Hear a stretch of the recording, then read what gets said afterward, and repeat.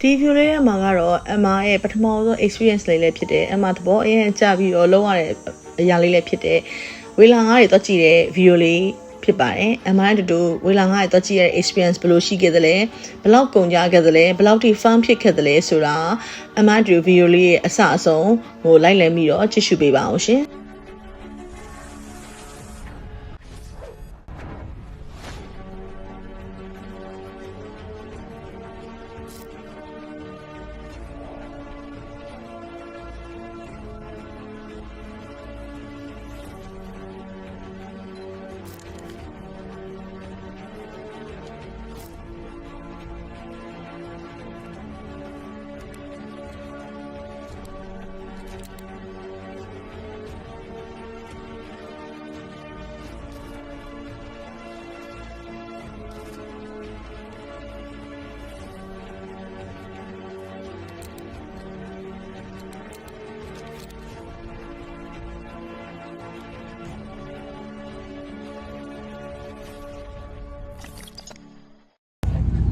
အမတို့ကတင်မောနဲ့ဘယ်သွားနေရလဲဆိုတော့ဝေလာငါးကြည့်ဖို့သွားနေရပါတော့အမဘဝရဲ့ပထမဆုံးကြည့်ဘူးတာဆိုတော့အရန်စိတ်လှုပ်ရှားနေတယ်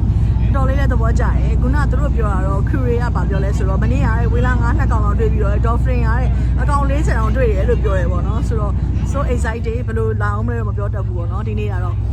နေလဲတာတယ်ပေါ့နော်ပုံမှန်တော့ဒီတစ်ပတ်လုံးကမိုးရွာဖို့ရှိတယ်အခုကျတော့နေလဲနည်းနည်းတာနေရဆိုတော့အရန်ပျော်နေတယ်စိတ်လည်းအရန်လှုပ်ရှားနေရပေါ့နော်အကောင်းဆုံး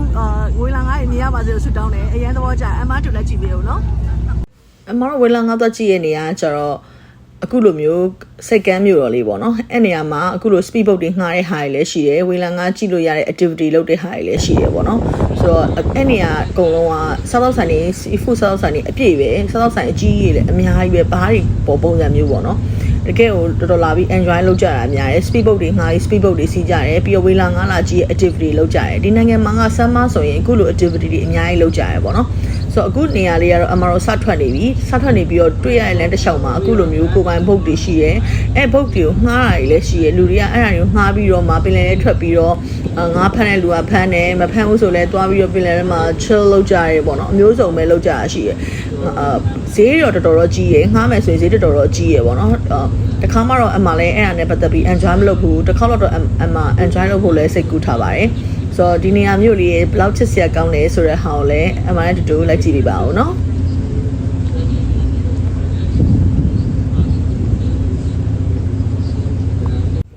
အခုလိုဖြတ်သွားပြီဆိုရင်တကယ်ကိုအဲ့နေကလေအရန်တိုက်ပြီးအရန်နေလို့ထိုင်လို့ကောင်းတယ်တင်မောကလည်းကြီးရဲအဲ့နေကလိုက်တဲ့လူတွေတိတ်အများကြီးမဟုတ်တော့အမတို့အခုလို enjoy ဖြစ်ခဲ့ရတယ်ပေါ့နော်အခုဆိုရင်လည်းအခုမြင်ရတဲ့အတိုင်းပဲဒီတရားကြီးကဖွင့်ပေးရတယ်တင်မောကကြီးရတဲ့ဒီတရားကြီးဖွင့်ပေးရတယ်ပေါ့နော်တရားကြီးဖွင့်ပေးတရားအောက်ကနေပြီးတော့အမတို့ဖြတ်သွားတယ်အရန်မိုက်တယ် amazing ပဲပေါ့နော်ဒီ experience ကလည်း new experience ဖြစ်တဲ့အတွက်တော်တော်လေးသဘောကျပြီးကြည်နူးမိတယ်အမကငကိုတွေကရေပျော်တဲ့သူတရားရေကိုသဘောကျတယ်နှစ်သက်တယ်ဆိုတော့အခုလိုပင်လယ်ထဲထွက်ပြီးတော့ရှောက်သွားတာတွေလှုပ်ကြည့်ကိုလိုချင်တဲ့အရာလေးလိုက်ကြည့်ရတာလေးသဘောရမ်းကြတယ်ပြီးတော့ရေသဘာလေးတွေလည်းအမအရန်ချစ်တဲ့သူဆိုတော့အမအတွက်ကတော့ဒီဟာကတော်တော်လေးကို enjoy ဖြစ်ရတဲ့ moment လေးတစ်ခုပဲပေါ့နော်ပြီးတော့အခုဆိုရင်ဆမ်မဆိုတော့ခုနပြောတဲ့ speed boat တွေငှားပြီးလူတွေကအခုလို speed boat တွေကိုစီးကြတယ်အခုလိုလှေသေးသေးလေးနဲ့ငါဖမ်းကြတယ်အကုန်လုံးထွက်ကြတယ်ပေါ့နော်ဆိုတော့တကယ်ကို enjoy ဖြစ်လို့ကောင်းတဲ့ moment လေးတစ်ခုလည်းဖြစ်ပါတယ်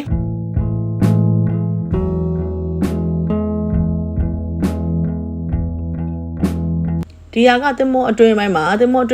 တို့ကအစားအသောက်ကလေးရောင်းတယ်ကိုကအစားအသောက်ပါလာရင်လည်းယူလာခဲ့လို့ရတယ်အမ်ပါ recommend ပေးတာက sandwich တို့တော်တော်လေး2နာရီလောက်စီးရတာဆိုတော့လေ sandwich တို့ရေဘူးတို့အေးဘူးတို့ယူသွားလို့သူကလက်ခံတဲ့အတွက်ယူသွားတင်တယ်လို့အမ်ပါ recommend ပေးခြင်းနဲ့မဟုတ်ရင်တော့အခုလိုမျိုးပဲစားရတယ်ဈေးကတော့အရင်အကြီးမဟုတ်ဘူးဆိုပေမဲ့လည်း whatever ကိုပတ်စံကုန်တာပေါ့နော်အဲ့တော့ဖြစ်နိုင်ရင်တော့ဝယ်စားတာထက်ဆိုင်ရင်တော့ကိုဘက်ကယူသွားလို့ရတာတော့ပိုကောင်းပါတယ်ပြီးတော့ ticket ဈေးကကျတော့ဒီဝေလာငါးကြည့်ရတဲ့ ticket ဈေးကကျတော့ဒေါ်လာ60ပေးရတယ်ပေါ့နော်ဒါတော့အမတို့က ticket တက်တာရင်းနေရာနေဝယ်တာပေါ့နော်အဲ့နေ့ကလည်းအခုလိုမျိုး experience ကောင်းတဲ့တစ်ခုကအမတို့စစ်တင်မော်ကြီးကိုအနီးကပ်မြင်ခွင့်ရခဲ့တာပါပဲစစ်တင်မော်ကြီးလာတဲ့လမ်းနဲ့အမတို့သွားတဲ့လမ်းတွေကသွားတိုက်ဆိုင်နေတဲ့အတွက်စစ်တင်မော်ကိုမြင်ခွင့်ရတာပေါ့နော်ဒါပေမဲ့ ticket ဝယ်တဲ့အခါမှာဒီဝေလာငါး ticket ဝယ်တဲ့အခါမှာသူရေးထားတဲ့သတိပေးချက်တစ်ခုရှိပါတယ်အဲ့ဒါဘာလဲဆိုတော့တဘာဝကိုတော့ကြည်ရဖြစ်တဲ့အတွက်ဝေလာငါးတွေ့မယ်မတွေ့ဘူးအာမခံနိုင်ဘူးပေါ့နော်ကံကောင်းရင်တွေ့မယ်ကံမကောင်းရင်မတွေ့ဘူးလို့သူကတော့ရေးထားပါတယ်အဲ့တော့အမတို့ဝေလာငါတွေ့ခဲ့ရလားမြင်ခဲ့ရလားဆိုတာကိုလည်းဗီဒီယိုလေးအစဆုံးလိုက်လံကြည့်ရှုပေးပါဦးနော် ဒီဟာလေးကတော့ true ချာအမတို့သွားတဲ့လမ်းမှာတွေ့ခဲ့ရတဲ့ဒီသိန်းစွန်နေသိန်းငှက်တွေကိုအိမ်လေးတွေလုပ်ပေးထားပြီးတော့သဘာဝပတ်ဝန်းကျင်ကိုထိန်းသိမ်းထားတဲ့ဟာလေးတွေမြင်ခဲ့တွေ့ခဲ့ရတယ်အဲ့လိုအိမ်လေးတွေကအများကြီးတွေ့ခဲ့ရတယ်ပေါ့နော်ဆိုတော့အဲ့မှာစွန်မိသားစုလေးတွေစွန်လေးတွေကလေးမွေးနေရတွေစွန်လားလင်းုံလားအမသိချောင်းမမြင်ရဘူးအမနောက်ထပ် recommend block ချင်နေရလဲအဲ့နေရာတွေသွားတော့မယ်ဆိုရင်တော့မှန်ဘလူးယူသွားဖြစ်အောင်ယူရပါအမတို့ကပထမဆုံး first experience ဆိုတော့မှန်ဘလူးမယူသွားဖြစ်တော့အမတို့သိချာမတွေ့ခဲ့ရအောင်ပေါ့နော်ဖြစ်တိုင်းတော့မှန်ဘလူးယူသွားပါလို့အမတို့ recommend လုပ်ချင်တယ်မှန်ဘလူးယူသွားရဲဆိုရင်ကိုကအခုလိုမျိုးအဝေးကအမြင်ကွင်းတွေကိုအမတို့တခြားလေးကြည့်ရှုခွင့်ကြည့်မြင်ခွင့်ရလိမ့်မယ်ပေါ့နော်ပင်လယ်ထဲသွားတဲ့အခိုက်အတန့်လေးဆိုတော့အမတို့တကယ်လေးကိုသဘောကျပြီးနှစ်သက်မိရပေါ့နော်အရန်ပြုံးပျော်ရွှင်ရပါတယ်ဒါပေမဲ့စိတ်မကောင်းဖြစ်စရာကတော့အမတို့ဝေးလာငါမတွေ့ခဲ့ဘဲနဲ့လင်းပိုင်လေးတွေပဲတွေ့ခဲ့ရပါတယ်ဆိုတော့အမတို့ကအခုတော့စီးပွားကြီးပေါ့နော်တင်မောစီးပွားပြီးဒီနေရာလေးကလေ free port လို့ခေါ်တယ်အရန်သဘောကျဖို့ကောင်းတယ်သူကဒီအခုဝင်လာတဲ့နေရာမှာဆိုလဲအခုလိုဘားတွေအများကြီးရှိရပေါ့နော် seafood ဘားတွေအများကြီးရှိရဆိုတော့တကယ်လို့ကိုက enjoy လုပ်ရတာအကြိုက်တယ်မျိုးဆိုရင်ဒီနေရာလေးလာတင်တယ်လို့အမတို့ထင်တယ်ပေါ့နော်ဆိုတော့ဈေးတွေကတော့ဘယ်လောက်လဲတော့မသိပြီမဲ့အမတို့အခုတော့ juice တွေမှလိုက်တယ်သူ alcohol ပါတဲ့ဟာလည်းရတယ် alcohol မပါတဲ့ဟာလည်းရတယ်ပေါ့အမတို့အရင်သဘောကျတယ်ပြီးတော့အမတို့ဒါအခုဒါပါဆိုင်တယ်အမတို့ပြီးတော့နောက်ပြီးတော့ဒီလို raw စိမ့်တွေရှိရပေါ့နော်အရမ်းမိုက်တယ်ပေါ့နော်ဈေးကတော့သူကလေ half dozen ကို$21တော့ပေးရတယ်ဒါပေမဲ့အရန်မိုက်တယ်တော်တော်လေးလက်ဆက်ဆက်ဖြစ်ပြီးစားကောင်းတယ်ပြီးရင်ဒီပတ်ဝန်းကျင်မှာ fish market တွေရှိတယ်အမှသွားကြည့်ကြည့်လာအောင်ပဲအဲ fish market တွေဘယ်လိုရှိလဲဈေးဘယ်လောက်ရှိလဲတော့အမှမသိဘူးပေါ့နော်ဒီနေရာလေးကအရန်ချစ်ဖို့ကောင်းတယ်ထိုင်လို့အရန်ကောင်းတယ်ပေါ့နော်ဆိုတော့အမှတော့ live တစ်ခုမှာ enjoy လုပ်ပါလို့ recommend ပေးခြင်းနဲ့ enjoy လုပ်ကြည့်ကြည့်ပေါ့နော်ဆိုတော့အမှပြီးရင် fish and chick မှာဟာဘယ်လိုလောင်းမလဲတော့မသိဘူးပေါ့နော်ဆိုတော့အမှတူ like ကြည့်ပေးပါအောင်နော် fresh jobအဲ့ဒီကတော့ဒေါ်လာ100ကျော်လောက်ကြာသွားတယ်ပေါ့နော်3ယောက်တည်းစားတာကိုအခုလိုမျိုး half dozen ပဲမှားတဲ့ Austro အမတို့20ကျော်ပေးလိုက်ရတယ်ပြီးတော့တယောက်တစ်ခွက်အေးတောက်ကြတယ်ပေါ့နော်ညီမလေးကတော့ alcohol ပါတာတောက်တယ်ကျန်တဲ့လူကတော့အမမျိုးသားလေးကားမောင်းအောင်မှာဆိုတော့မတောက်ဖြစ်ဘူးဒီလိုဒါလေးပဲမှားတဲ့ဟာအမဒေါ်လာ100ကျော်လောက်ပေးလိုက်ရပါတယ်တော်တော်လေးတော့ကုန်သွားတယ်ပေါ့နော်အဲ့ဒီကတော့အခုဒီမှာအမထပ်ပြီးတော့ဒီဗီဒီယိုလေးကိုအလဲမှာမတွေ့လိုက်မှာဆိုလို့အမရိုက်ထားခဲ့တဲ့ဝေလာငါးလေးတွေ့ခဲ့တဲ့လင်းပိုင်လေးတွေတွေ့ခဲ့တဲ့ဗီဒီယိုလေးကိုထပ်တင်ပေးထားရပေါ့နော်တော်တော်လေးတော့လှမ်းတာဖြစ်တယ်ကင်မရာနဲ့ဇုံးချဲ့ပြီးတော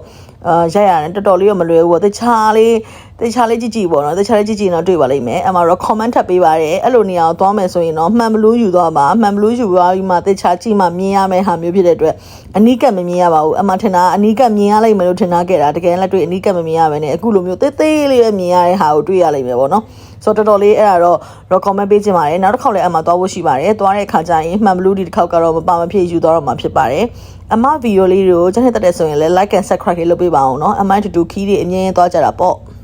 အမလည်းနောက်ထပ် adventure လုပ်တဲ့အခါတကယ်ကို activity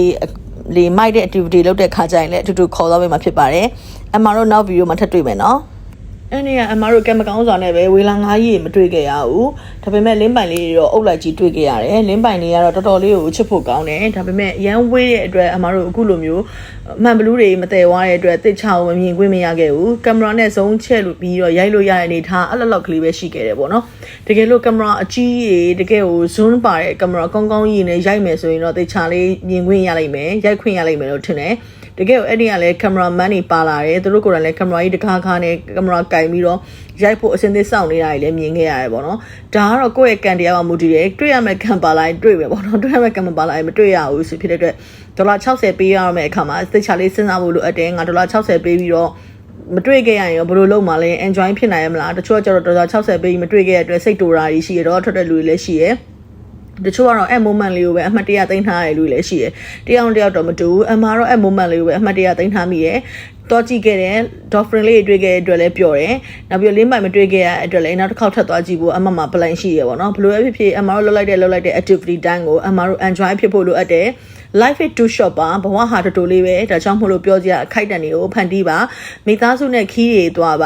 ခီးသွားခြင်းဟာကိုယ့်အတွက်စိတ်ကြည်နူးမှုတွေဖြစ်ပေါ်စေတယ်ဒါကြောင့်မို့လို့ခီးတော့မှာတို့အမောက်တိုက်တွန်းရဲ့နောက်ဗီဒီယိုမှာထပ်တွေ့ကြမယ်နော်